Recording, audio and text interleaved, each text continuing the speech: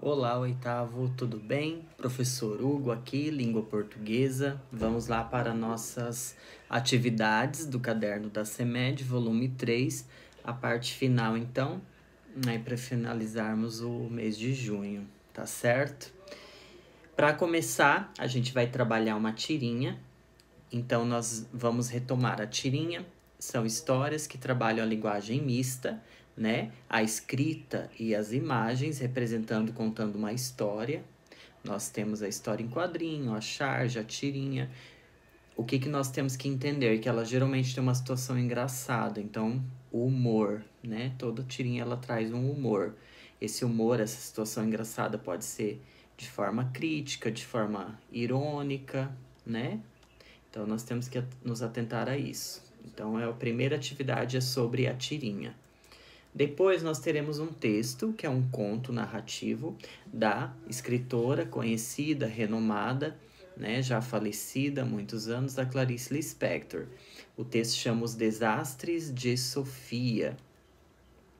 Então, um texto é um trecho, na verdade, que o livro traz, né, a apostila traz para nós conhecermos um pouquinho desse trabalho magistral.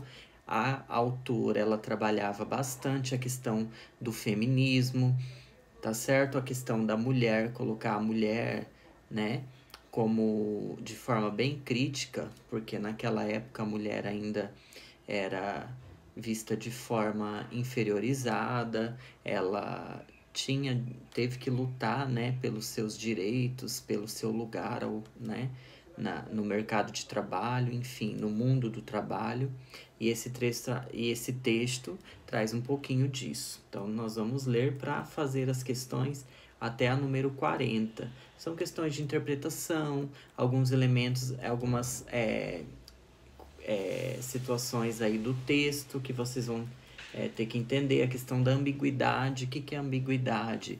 Quando tem dois sentidos a mesma palavra, tá? Ou a mesma frase, ela dá dois sentidos. Então, a gente fala que acontece uma ambiguidade, tá bem? Então, até a número 40 nós vamos trabalhar isso.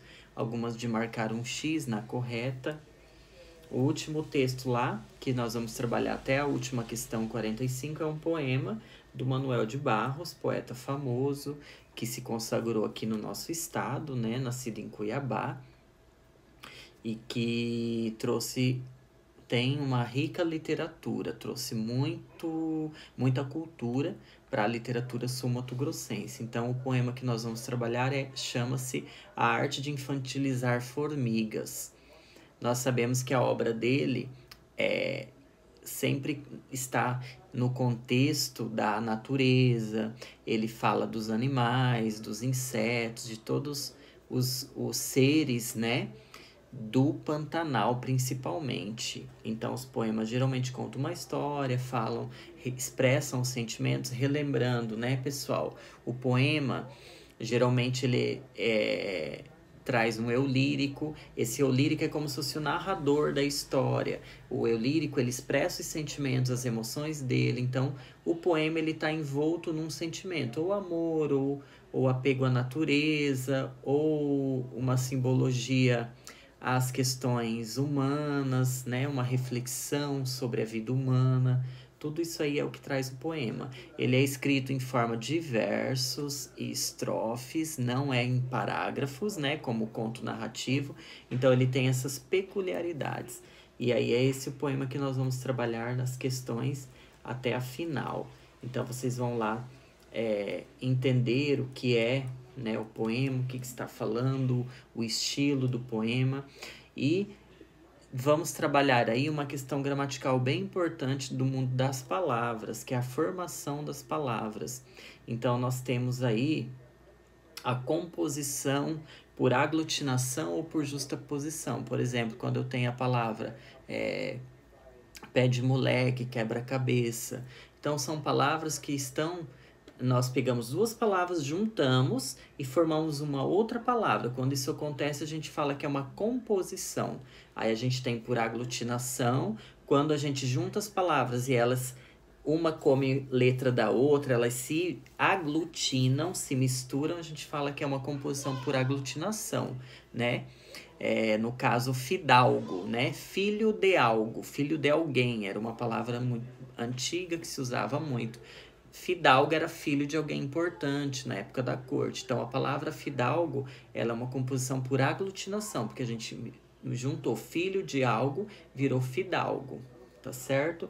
Justaposição é o caso do exemplo que eu dei, passatempo, né? Eu juntei passa com tempo, só que não perdeu nenhuma letra, então é uma justaposição, tá certo?